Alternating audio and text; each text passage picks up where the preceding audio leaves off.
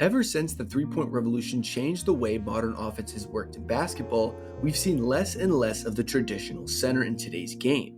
With the need of floor-spacing bigs, we've seen players like Joel Embiid and Karl Anthony Towns take up a multifaceted game unbelievable to the players of yesteryear. We've got these guys not only being able to post up and drive, but also hit outside shots and inside shots in the mid-range too. Even more, with the Wembanyama sweepstakes on the horizon, it's not hard to get hooked on the thought of shooting bigs. However, the classic big breed isn't entirely dead yet, with stars like Rudy Gobert and rookie Walker Kessler putting the classic post center game back on the map. But what does this mean for the classic post big as a whole? Will we ever see dominant players like Shaq or Yao Ming ever again? Well, I say yes, because one of the next generational post bigs is in the midst of an unbelievable season at Purdue right now. Let me introduce you to the next Yao Ming, Zach Edey. Yo, what's up everybody? It's your boy 2KJ, and today I want to talk to you guys about one of my favorite players in the NCAA today.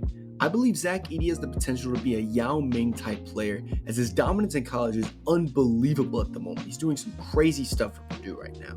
If you like the content, don't forget to like, comment, subscribe, hit that bell, and let's get it started. Let's go.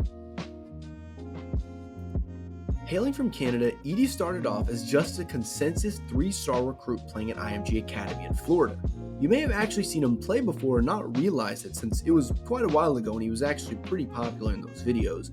But even in high school, you could see flashes of his post skills, his effortless shot blocking, and his incredible rebounding ability. And if you haven't realized it yet, Edey is huge, but not only that, he's really well built, coming in at 7'4" and 305 pounds. Also, random fun fact, Edey has a size 20 shoe. Like, imagine flopping around in those gigantic shoes. It's like a 9.5 or something. That's crazy.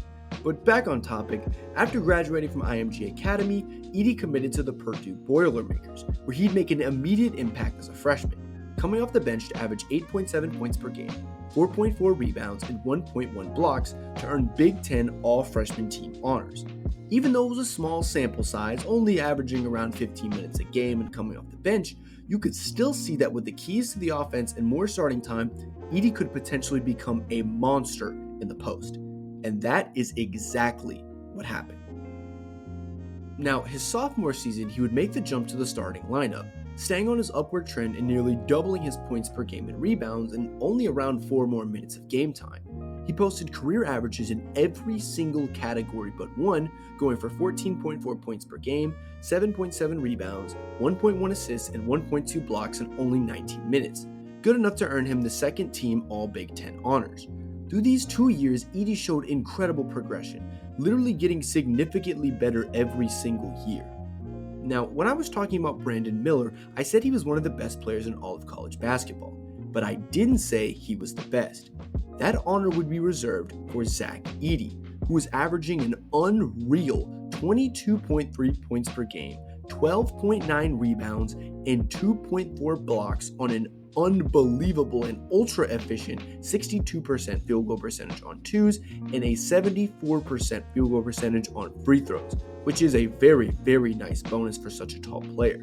Now, to compare these stats to the rest of the field, Edey actually leads the Big Ten in quite a few categories, some of which being points, field goal percentage, field goals made, and free throw attempts per game. Now, he also leads the whole entire NCAA in quite a few categories as well, some of which being rebounds, offensive and defensive rebounding percentage, efficiency, which for a career is also the highest in the NCAA, win shares, and plus minus, proving the number side of how Edey is without a doubt the most valuable player in all of college basketball right now. And if you've watched him play, these stats really aren't that surprising. If you haven't watched him play, let me show you why they aren't.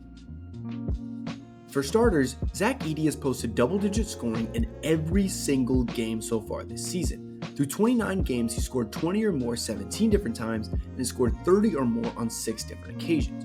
One of those being a 38.13 rebound masterclass he put on against Michigan State.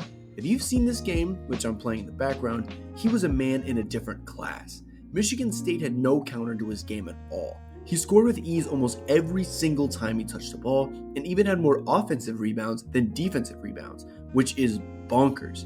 Now, speaking of his rebounding ability, he's had a double-double in all but 6 games this season, even posting a crazy 22-rebound, 31-point game in a win over Minnesota. Now, it's pretty easy to see how offensively gifted Edey is, but what about the defense? Well, he's currently ranked 3rd in defensive win shares in the Big Ten and has shown prowess as a shot-blocking center with multiple multi-block games, even having a career high of 7 in a win over Nebraska. He has quick feet and can get to his spots with ease, these things being translated to the defensive side of the ball as he's easy to make reads and get blocks with his height and size. Now, Edey isn't just replicating the success at the collegiate level, but is also doing it at the national level as well. In 2021, he represented Canada at the FIBA Under-19 Basketball World Cup in Latvia. This is the same cup that Chet Holmgren and Victor Wembanyama battled it out in, so he's playing against the top prospects in today's game as well. In this cup, he averaged 15.1 points, a tournament-high 14.1 rebounds, and 2.3 blocks per game, leading his team to the bronze medal and being named to the all-tournament team. Now, even just watching these highlights, you can see he tends to play like a classic style of center. More specifically, reminds me of the type of game that Yao Ming had. Now, Yao was unstoppable in the post and had the ability to take over games with his size and mobility, which are the exact same traits that Edey has. And just like Yao, he also doesn't particularly take outside shots, preferring to deal in the paint and post to maximize his chances at getting to the rim. Another trait they share is his above average free throw shooting percentage for someone so tall. Now this is a really small thing, but it's really important to think about. Yao shot 83% from the line, which is incredible, and he did get to the line a lot. Now this is the same sort of thing that Edey has, as he tends to draw fouls quite often and shoots 74 currently, but I can see him improving to get around that 75 to 80 mark when he gets in the league. And while it's easy to make these comparisons, Yao Ming is big shoes to fill, but if anybody can do it, I think Zach Edey can. So what do you guys think about Zach Edey?